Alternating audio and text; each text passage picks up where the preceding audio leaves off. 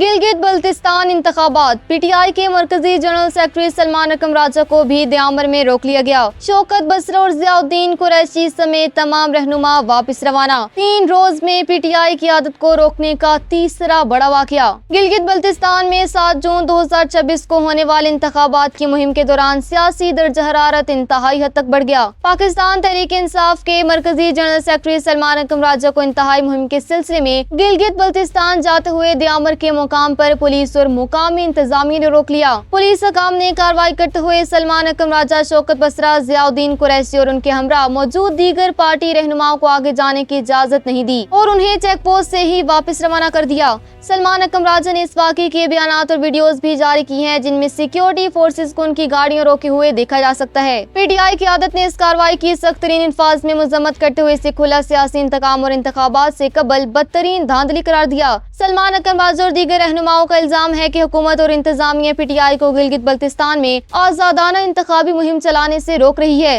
जबकि हुक्मरान जमात के वज़रा और रहनुमाओं को खुली छूट दी गई। याद रहे कि गुज़िश्ता चंद दिनों में पीटीआई रहनुमाओं को गिलगित बल्तिस्तान जाने से रोकने का ये मुसलसल तीसरा बड़ा वाकया है। इससे कबल 29 मई को सूबाई सदर जुनैद अकबर को जीबी से बाहर निकाला गया। 30 मई को साबिक स्पीकर असद कैसर को एयरपोर्ट पर रोका गया और अब 1 जून को सलमान अकरम राजा को दयामर में रोककर वापस भेज दिया गया। तमाम इस तमाम सूरत हाल पर अब तक हुकूमत या गिलगित बल्तिस्तान इंतजामिया की तरफ से कोई सरकारी मौक़िफ़ सामने नहीं आया है।